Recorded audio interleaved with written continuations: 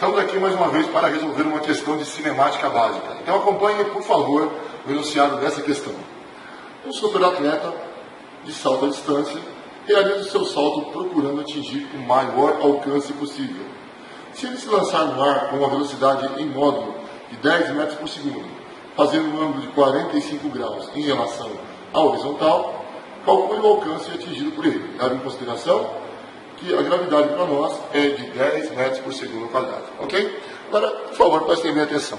Nosso atleta, ao que muitos podem pensar, não é um atleta bem dotado. Na verdade, isso daqui que vocês estão visualizando é o nosso vetor velocidade inicial. E ele tem um tamanho da ordem de 10 metros por segundo. Bom, isso nos remete, então, a um princípio chamado de princípio de Pascal, que regula o que acontece quando nós temos movimentos complexos, com mais de uma velocidade. Então, se a gente pudesse, na verdade, fazer um prolongamento dessa velocidade aqui, nós, na verdade, poderíamos decompor esse vetor de velocidade, porque ele existe simultaneamente em duas direções. Uma das direções a gente chama de velocidade inicial na direção do eixo x, porque ela é paralela ao eixo x, ou seja, ao eixo horizontal. E outra parcela, outra parte dessa velocidade, ela é responsável por tentar fazer com que esse objeto, essa pessoa, suba. É a velocidade que vai fazer com que ele ganhe altura. Nós chamamos ela de velocidade inicial, a parte dela na direção do eixo y, ok? Então é vital para a gente resolver esse exercício que nós conheçamos essas duas componentes. A velocidade inicial na direção x é obtida quando você pega a velocidade inicial e multiplica pelo cosseno do ângulo formado entre o vetor que está sendo decomposto, que é o v0, e o eixo x. O exercício, ele citou que esse ângulo para nós vale 45 graus. Então, por isso, cosseno de 45 graus.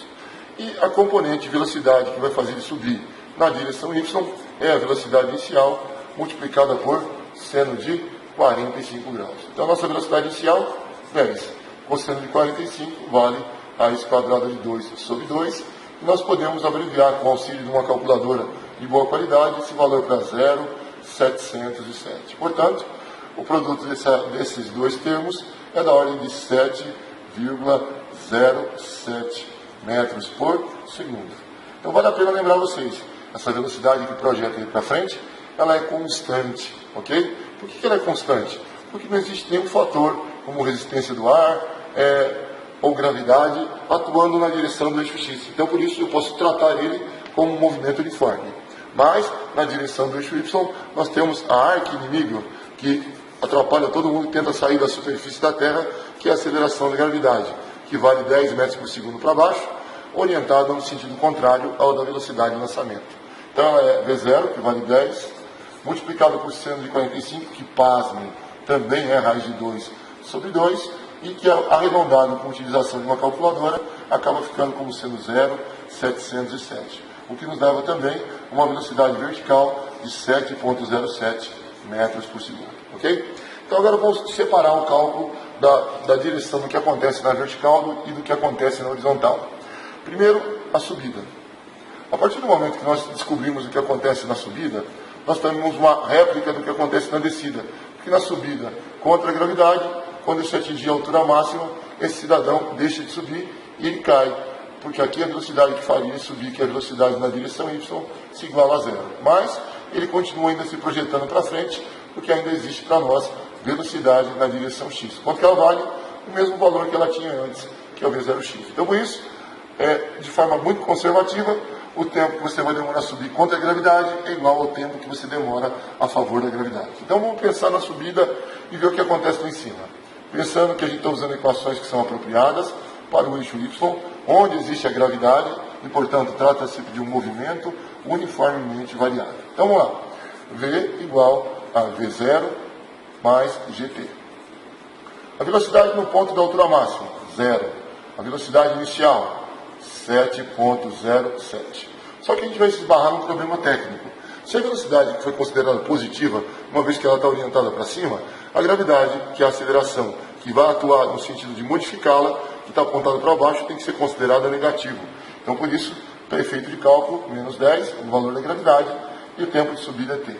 Levando esse termo para o primeiro membro da igualdade, 10t é igual a 7,07, e nós descobrimos então que o nosso tempo, que é o tempo de subida, automaticamente se torna 0,707 segundos. Bom, ainda lembrando a vocês que se eu demoro 0,707 na subida, contra a gravidade, a favor na descida, eu também devo demorar 0,707. Então, por favor, cameraman, aqui em cima comigo, veja, o tempo total de duração do movimento, ele é a soma do tempo de subida mais o tempo de descida.